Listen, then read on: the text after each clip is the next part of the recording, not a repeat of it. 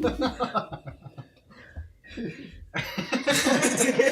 is the best way to start something at all times. Anyways, hello everyone, and welcome to the next Podstitutes episode. I am your host for today, Daniel, and we have with us the cast of the Yo, I'm Gio. Chris. Sup? Who's My mic sup? sounds Who's this? Is I'm this Harold. Oh, hi Harold. Well, look, it's our guest, Harold. I've always been here, dude. And I was the first host. I thought it was Sup. I'm sorry. Yeah, sorry. Sup is usually the guys here, but we have Harold here today to replace him.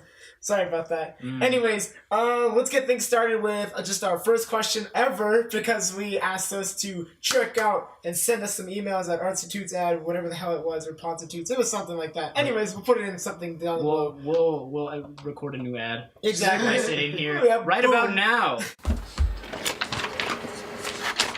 Yo, Harold, what are you doing? I'm sorting through all these emails. God. Holy crap, where'd you get all those emails from? I don't dude? know, but like they're just printing out of our fax machine like crazy. Wow, must have been one really long email. It's just one giant image. I'm trying to put it together. What does it say? I don't know. It's like a drawing. Oh my god, does this say send news? Oh my No, god. it's a picture of Dickbutt. My favorite. Put that on the wall. If you want to send us a picture of Dickbutt, you can send it at artstitutespodcast@gmail.com. Chris, where can they send those emails to? Artstitutespodcast@gmail.com. What was that? Artstitutespodcast@gmail.com. Wow! Gio, what was that? Where can they send these fabulous Dickbutt pictures? I want to receive all these Dickbutt pictures at artstitutepodcast@gmail.com. I hope that was right. Wait. Send in your emails, and we'll read it out loud, and it might sound something like this. So our first question is from a guy named Majin Vegeta. Thank you for the first question. Why He are you says, hiding? hello. What? Dude, you're like... sticking your No, arm up your It's like a it's like this. No, it's not straight. It's like a No, it can be interpreted. No, dude, it was this. No, it's fuck you guys. Alright, Anyways, question. Yes, he says, hello, kitty face. I want to ask you guys something. What do you do in your free time? And we'll start with Sup over here. Nah, we're starting with the host. Fine! Okay, what do I do in my spare time? I'm usually drawing or doing art, writing random bullcrap, because that's what I do in my life. And play video games a lot. I mean, League of Legends is my salt creation and salt barrier, so that's what I do. Okay, what I do in my free time, you can see me drawing at my computer desk or browsing the internet, playing video games, drawing. No. They don't know that. They can't know that. Guys, guys, it's slow. You just Mike is going crazy. the kind of games I'm playing right now is Overwatch and For Honor. It's kind of a bad question to ask a bunch of video gaming artists, because I think our answers are all the same.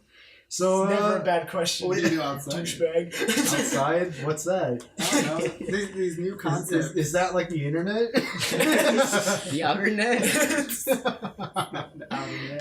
Yeah, as you'd expect, I draw and play video games.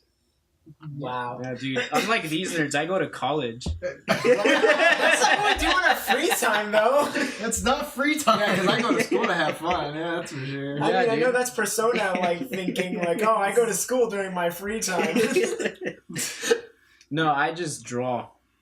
That's all I do. And eat. And talk to his lady friend. What? Wow, dude. Wow. Wow, dude. whoa, Why you gotta do that? What? Put him Wow, on dude. blast. Put him on blast. What do you mean? Fine. I'd like to add that our boy here, one of our boys here, likes to go on to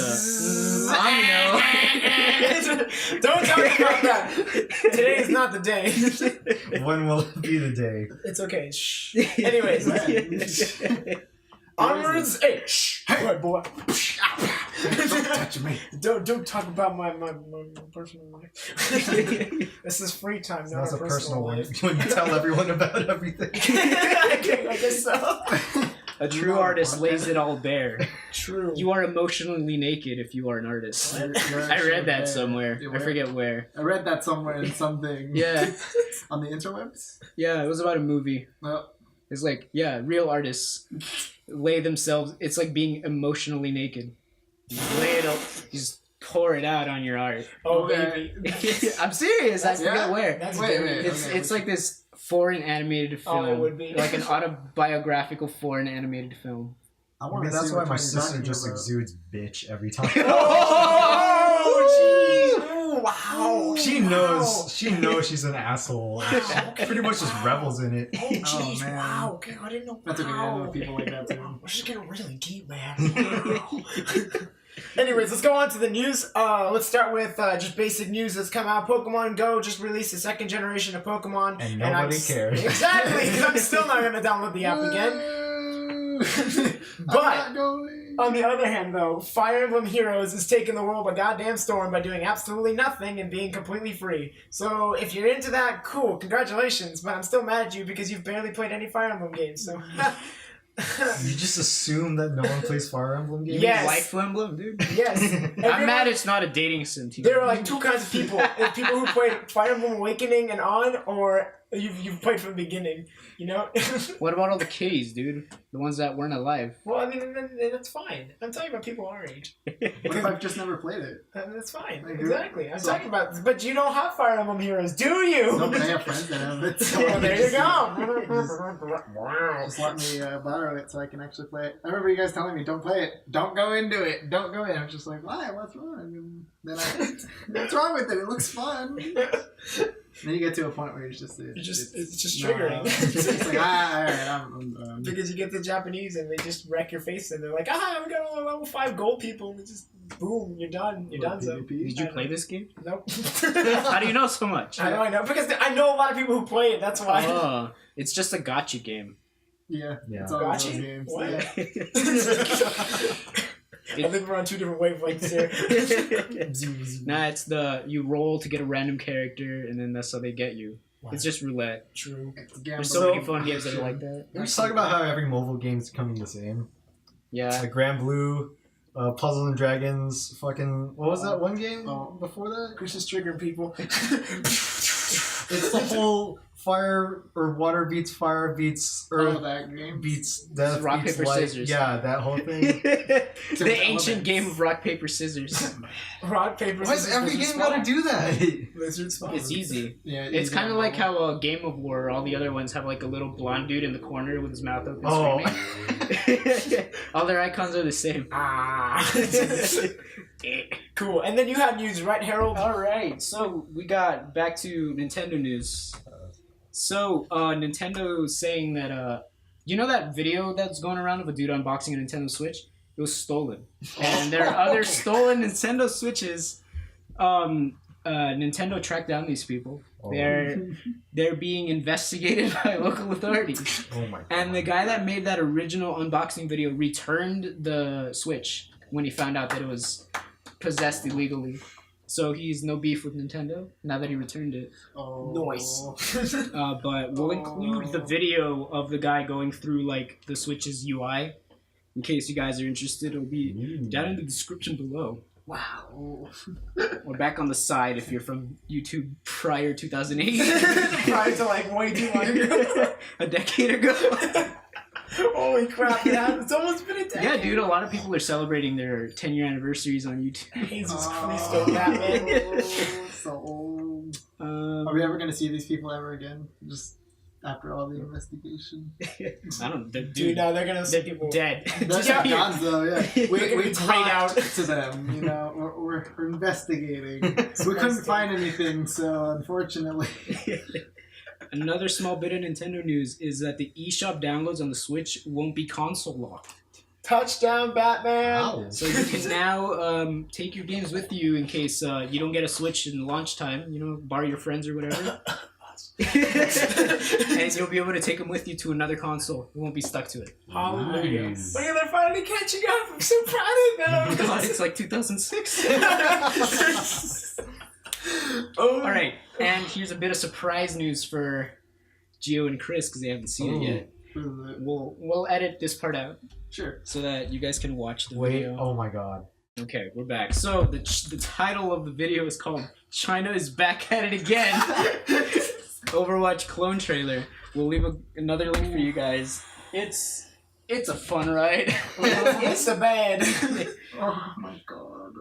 So a couple months ago, when this was first getting like shown, supposedly someone from like the dev team was like, "Yeah, we can make our own game, but we're just using this as like practice." Okay. But are they selling it? Is it? I think it's being sold, yeah. Oh. Your game is inferior. This is just practice level stuff. Don't worry. I mean, it's a mobile. It's really good looking for a mobile. This isn't our final game. For mobile? Mobile standards. Okay, but yeah, but mobile's getting better though. So I mean, Yeah. I don't know. I mean, it shows that they can make stuff. Yeah. If they made it from scratch and it looks that from scratch. close, yeah. God, it just. They If should get away with that. they just focused. If they just focused on making an original thing, it might have been cool. Maybe. But But what are you talking about? Copyright laws, dude. Who cares? It's even Doesn't matter, less but original than because it's just in a Paladins. different place now, because like our laws don't extend over there. What are you talking about? That's not Overwatch. Nah, No, it's no. Toverwatch. It's Do you like totally. Sephiroth? I did. Genji Sephiroth? It's Final Watch, you know. And Morton Joe. Oh, Spoilers, man. I haven't seen Mad Max. It's not. You knew that already. Yeah, but it's a I'm surprise sorry. every time. Yeah. Like, For yeah, him, okay, whatever. It's I not guess. as bad as forgetting your friend was there when you saw Kubo. Did you see forgotten. Kubo? I was there with you. Yeah, were you there with Kubo? I remember our other two were there. And it's just like I was there with you. Okay. No, wait, what? Okay. Yes. Okay, I have a really bad memory, and that just kind of happens. Things just go like. Yeah, I forgot I was awake this morning. I go talk to Daniel in the living room for a bit, and I walk back into my room. He walks into my room and goes, "Dude, you were awake?"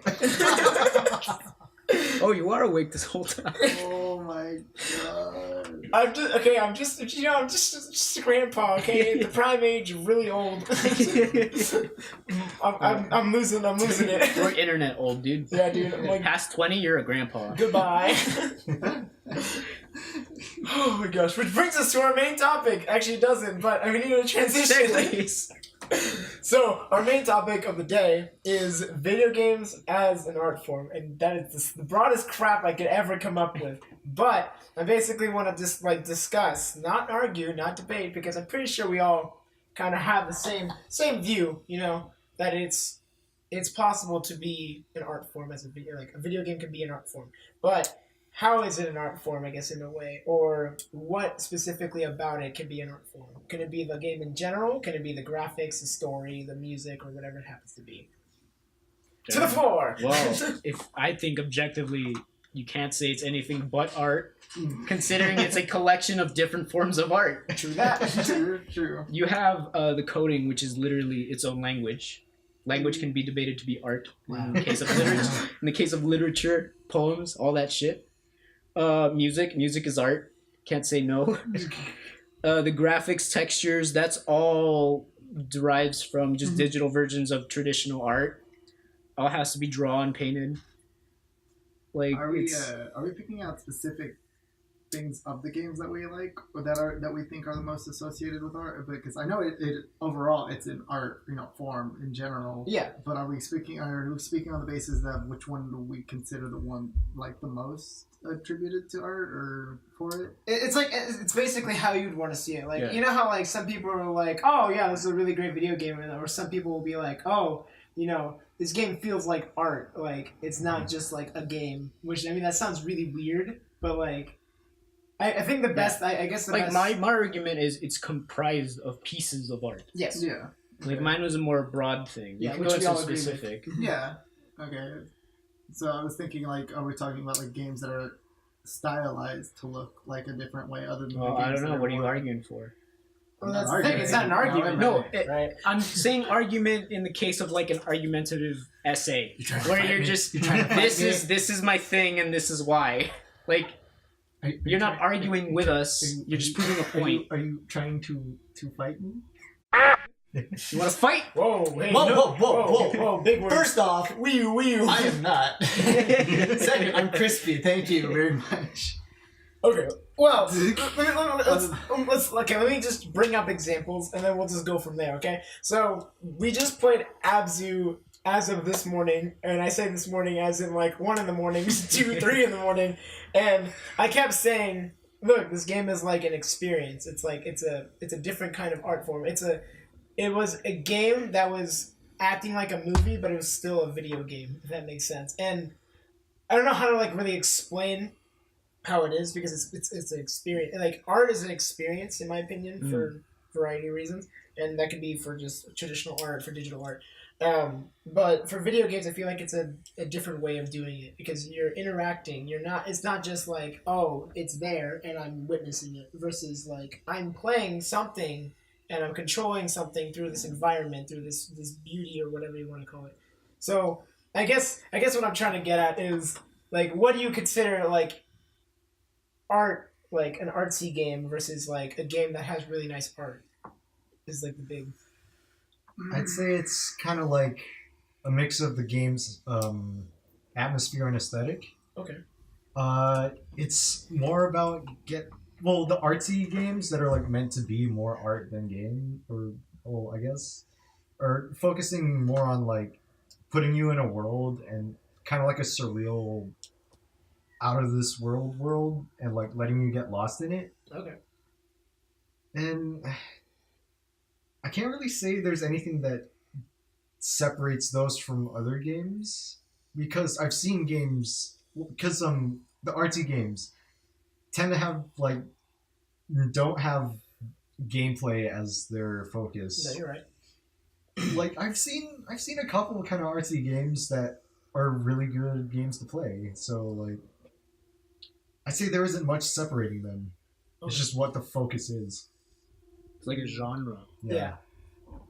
That's weird. Weird to think about, right? Like a genre just being like an art game. Yeah. Like it's. How else would you describe like I know, Abzu right? and Journey? Yeah, Abzu, Journey. They're like walking simulators. I thought they were called just simulators at that point. But That term is like. It started off as like an in joke. Yeah, where it's for games you have hardly any controls for, and all you do is walk. Simulator. I know, like I don't want to associate like very like a pleasing aesthetically games in general, but I just don't want like at the same time it's an in joke that turned into an actual thing. Yeah, walking simulators like Oxenfree or like a lot of point-and-click adventures are considered walking simulators because you're kind of just walking around and you're just like boop, boop. The Stanley Parable. Yeah, the Stanley Parable is a big example of that. But going back to like artsy games, because Oxenfree, in my opinion, is like an art experience also that happens to be a walking simulator, and you would probably agree with that in a way, sorta. But I think pulling off like that change in mind, I guess. Because sometimes I'll just be like, oh, this is a really nice looking game versus where I'm like, oh, this is like an artsy kind of game. And I'm not sure what I like differentiate. I don't know, because I think Oxenfree and say like Abzu are different. Yeah, they are. Because Oxenfree debatably has more gameplay. Yeah. So that's closer to my definition of game than it would be artsy game. But no, it's a weird one.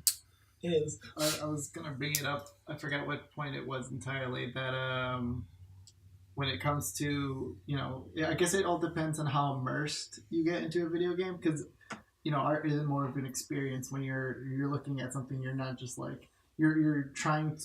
Mostly, what it's defined is that you're trying to bring upon feeling upon whoever is playing, dependently on how you go about it. Even like what was it, the old Call of Duty game where you went through the airport and you were just literally shooting people. Oh no, Russian? Yeah, you were just walking through it. That was one of the at first when I played the game it just felt like a regular old shoot 'em up, and then when I started to actually listen to the story, like when that started to happen, I started to see what like I know this was more of an informational one rather than a artist impact, but the way to invoke emotion through just simulation was enough to, not that it actually, you didn't get to experience it in person, but you got to experience it through a simulator, and that was still enough for you to feel like angry, connected and sad. angry. Yeah, okay, I can see that. Yeah, I think a big example of that is the game Spec Ops: The Line. I've never played it, but spoilers ahead for Spec Ops: The Line. I've always heard that it's like a game where like you're kind of questioning your choices like about halfway through the game because you're kind of just killing people for no reason, and then like you end up finding out that you're just kind of like a terrorist. Like you just basically just came into a different country and just killed a bunch of people for no reason and then left, kind of thing. Spoilers for Spec Ops: The Line. What? Spoilers for Spec Ops: The Line. You said that already. But yeah, I mean, like, I feel like there could be, like, artsy scenes, or, like, artsy things, I guess you could say, or, like, things that push a controversial, like, topic or, like, statement in a game that doesn't typically get talked about also. And I think that's also another part towards, like, pushing an artsy game, right? Because in Abzu, spoilers for Abzu, it gets to a part where you can totally tell that like they're trying to push like an agenda, like the ocean is a serene place and we're kind of destroying it. Later in the game, you find out that your character is a robot and you basically just demolish the ocean or are demolishing the ocean just from being there because like you've been placing like mines and other things like that. So I think also putting in artsy moments in games is an interesting way of like pushing like an art form or an art experience. Kind of like with Oxenfree with the radio stuff. I'm not going to really go into that because I don't want to keep spoiling literally every single game ever. Just don't listen to this podcast. Just don't watch it. But do you have like any of those? Like, have you played a game that has like an artsy experience or like a controversial topic? Oh well, The Witness. The Witness is essentially a puzzle museum. And it goes as deep as you want it to go and how deep you want to look. Guys, listen, when you play that game, you're gonna get hooked. Yeah, I haven't got the game, and I really it has something. It has something. I'm honestly itching for the game, and I'm just like, it'll pop in my mind. I'm just at school. I'm just like, I want to play The Witness. I'm like, no, I gotta pay. I gotta do shit. No, that's not okay. In terms of games that I think are artsy, I was thinking more along the lines of Hyperlight Drifter. I knew it. I was like, he's gonna say Hyperlight Drifter. Transistor. Okay. There were a bunch of games. Heavy Bullets. There's another game. Something that has like some crazy new, different aesthetic and experience. To it. I think that's another big thing, right? Yeah, it's about the experience. Like games that change like the outlook like of things. Like they're not just your typical military shooter. They're not just your typical RPG. Like they're pushing something that hasn't been pushed in like a very long time. Like Hyperlight Drifter brought back like these super bright, vibrant colors, and your character doesn't really say anything. So you're kind of like immersed in this world. You feel isolated from everyone because everyone talks, sort of. But I've never played it, so I'm kind of just going off of conjecture and what I've seen people play. But yeah, people talk. But yeah. But like, I think that's kind of like the point I was pushing is that like a game as an art form is something that like that revamps or like kind of like retries something. Games that bring back like to 2D like platformers, 2D shooters. Like, arguably The Binding of Isaac, I would say, is like an artsy game or like a game being pushed as an art form because like they're like, oh, let's try pushing a 2D with a really, really dark, deep story, something that shouldn't be like, something that isn't the most talked about thing, like children being abused, I guess you could say, is a big thing. I Because think that's more bordering on indie game than kinda, but like, but there are games that are not indie games that do that though. So Which one? no, that's the hard one. I haven't played a lot of them. Those are exceptions, not the rule. Yeah. Well, like most indie games are almost realistic. I guess going off that, you could argue that indie games have more room to go for that artsy thing because it's instead of a giant team is like conscious effort to create one thing, you're seeing like one person's or a small team's vision. And I think what we could argue is an artsy game is when you feel that. Yeah. It's like when you're looking at a painting or when you're listening to a song that you just feel it. Yeah. It's that soul that's in there. And I think I'm gonna bring in another medium too, because not just games, but also movies. You guys didn't watch it, but Harold and I watched Boy in the World, which is like Are you sure? artsy fartsy for days. Oh man, that Dude. movie. Do you remember if I was there or not? No, I know for a fact you weren't there. You weren't Because there, it was just dude. you. It was just Harold and I. And then It was I just walked in. I was like, Gio, as you were playing Overwatch. But yeah, I think like feeling that like I don't want to say love and care because that's such a cliche thing to say. Like the love and care that they put into something. The hard work. Yeah. You can definitely feel the amount of work that someone puts in, especially because you almost feel the same. You feel the connection that you have. It feels less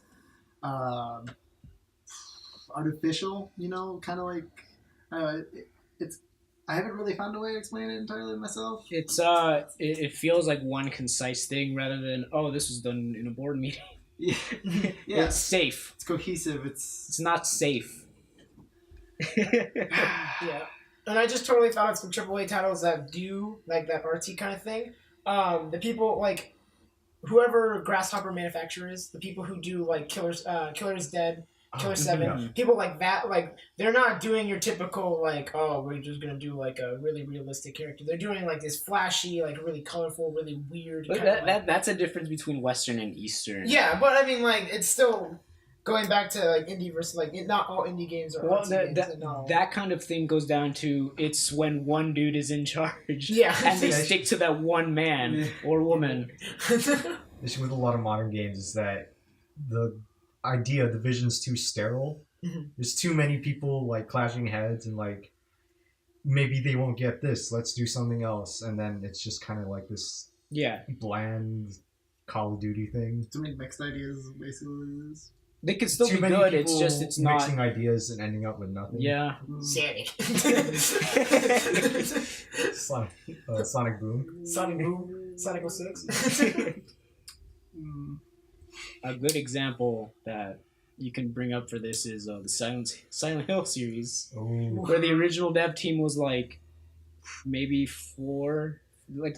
around 10 people, and as time goes on, they're being shifted around. Some people are leaving, and then when they brought it over to like license it to companies here, that original team's gone. We got the down coming. You got your downpour, your homecoming. Down.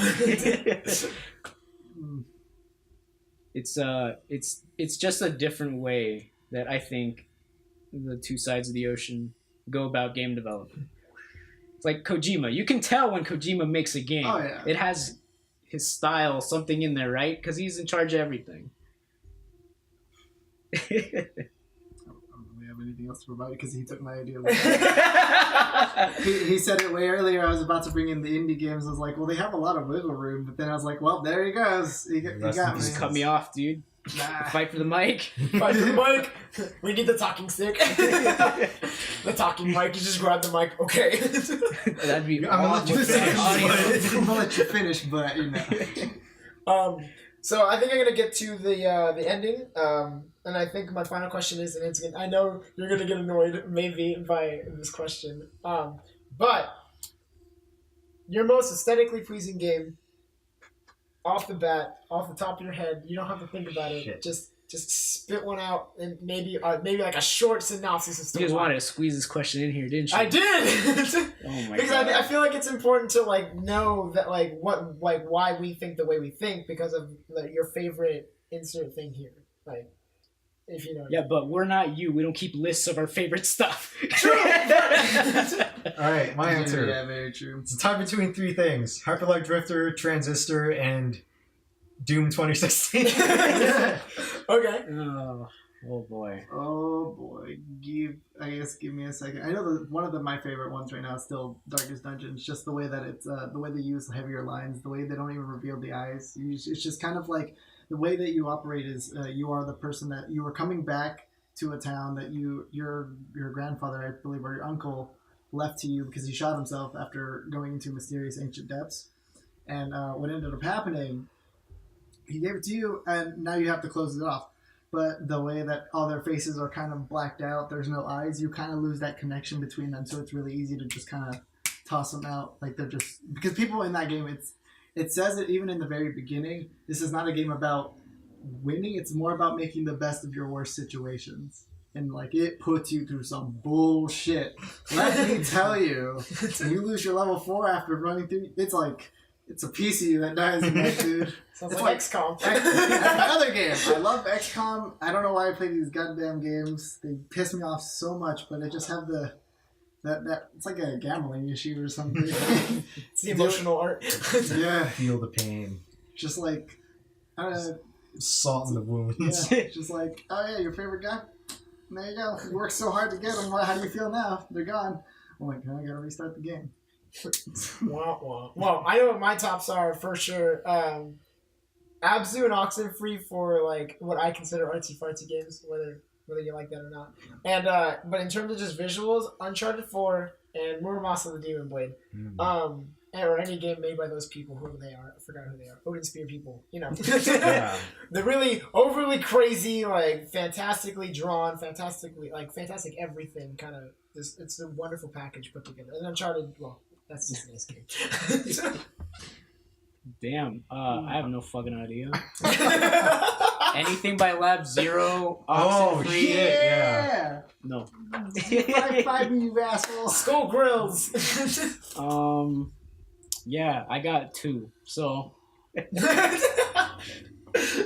say that's good. Yeah. Hey, that's pretty good. Hey. Hey, that's pretty good. And that's the end of this fun number 3 podcast. This is 2. I know. Shh. Well, it's Wait, the third one. No, episode 0 was a test. Oh This my is episode god! Whatever. Anyways, if you guys liked it, come check it out. We'll give you that fine ass advertisement. Check out our other ones, which we'll probably post. If not, I mean, whatever. There's episode 0 and episode 1. You can check those out, and we'll see you in the next podcast. This isn't a YouTube video, dude. It's not. Don't end them the same way. It's okay. What do you mean? I'm the host, dude. It doesn't matter. Wait, what? The host.